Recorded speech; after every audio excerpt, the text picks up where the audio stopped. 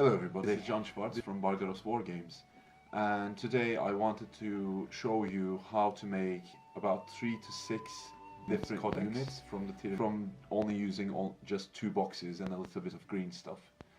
Now the reason that I wanted to show you this little because we're going to be taking care of at least one unit that is very expensive to come by individually, and it's also a quite big issue on the Tyranids communities online on how to convert them properly. So we're going to make a full unit of Venomthropes, a full unit of Zoanthropes, and 1 to 4 full units of Biovores from the boxes Venomthropes and Zoanthropes and Tyranid warriors. Now the way we're going to do these is the entire models that we're going to be doing are going to be from the pieces that come out of these 2 boxes and a little bit of green stuff. Well, by a little bit I mean like 1/4 of a stick from a Games Workshop green stuff box. And at the end, after I've shown you the initial way of doing it, there will be some pieces or advice that you can add, that you can use additional pieces from other kits if you choose. But if you want to keep it cheaper, if you want to, buy less, because not everyone has a lot of money, but they still love the hobby, so maybe this will be useful for the ones that actually want to see it. So let's move on to the models, shall we? So in order to proceed with these conversions, you will have to assemble some of the parts of the models to some degree. What I mean by that is, when you open the box and look at the sprue, some of the pieces are going to be 2 sides of the same body part. For example, this can be the head of a zoanthrope, which consists of 3 different pieces: the right side of the brain, the left side of the brain, and the armor plating that goes on top of it. You will have to assemble these to have the zoanthrope head, but not connect the head to other body parts themselves. Just connect the pieces that make up 2 different sides or 3 different sides of a body, like the Venomthrope torsos, or the Zoanthrope torsos, or the warrior torsos, or the warrior legs, for example. You will have to get these together. Now I already have them lined up, and to the point that will be easier for you to identify. And I will show you what I have over here. Like I said, here you can see them partially built. By that, I mean we have the Venomthrope torsos and heads and vents connected. The fully made Zoanthrope heads, just like this, as you can see, with the armor plating on top. The warrior torsos, the Venomthrope or Zoanthrope tails that connect to the base. I already connected to them because we're going to need them to be sturdy to actually do anything with it. Now over here we have 4 different connected Zoanthrope backs. These are important because of the opened up neck part, let's say, for future reference, for future use. And over here I only have 2 of the bottoms of warriors because I apparently used one of the bottoms for another conversion. But you have to connect it like so with the tail, just the legs and the tail, and have the tail go as low as you can. I believe this is their normal way of standing anyway, but just make sure you keep the tail going down as far as you can. Now, over here, if you can see, now these vents on the back, these guys here, there's only enough to make 3 of either the Venomthropes with these vents or the Zoanthropes with these vents.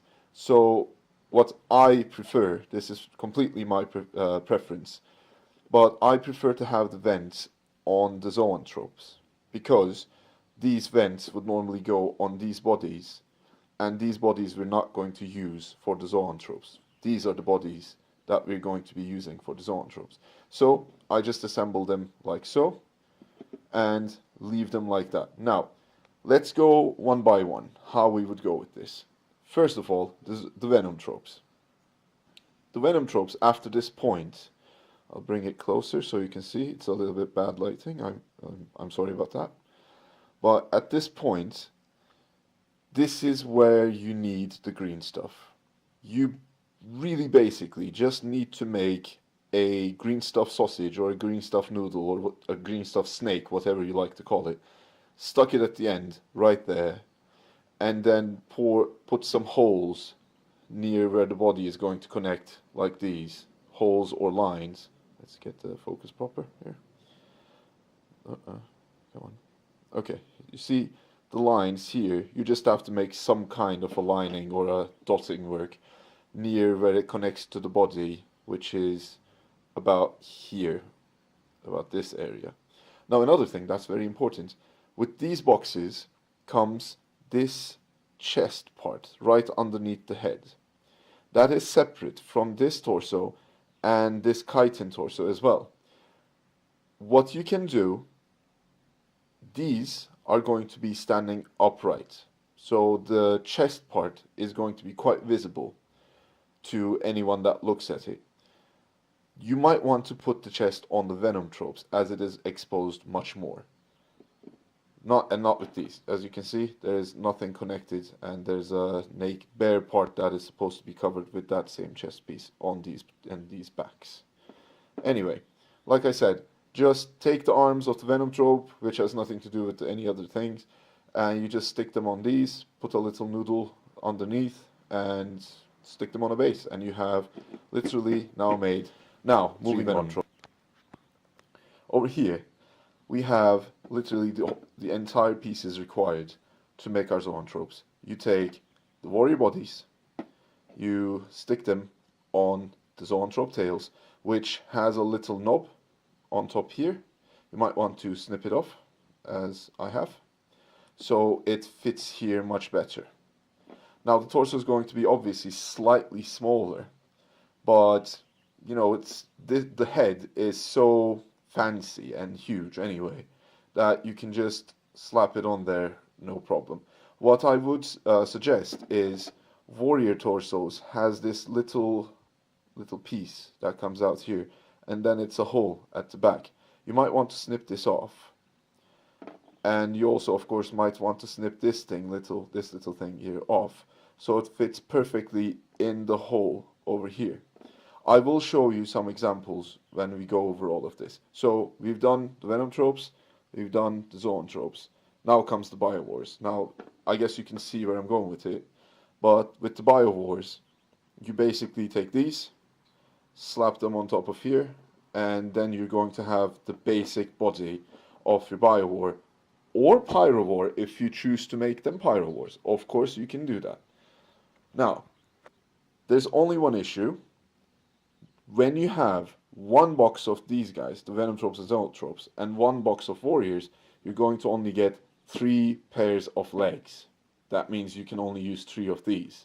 Now, unless you have an extra pair of legs that you can get from another warrior maybe, then you can't really make 4, or some other way of, I don't know, getting more.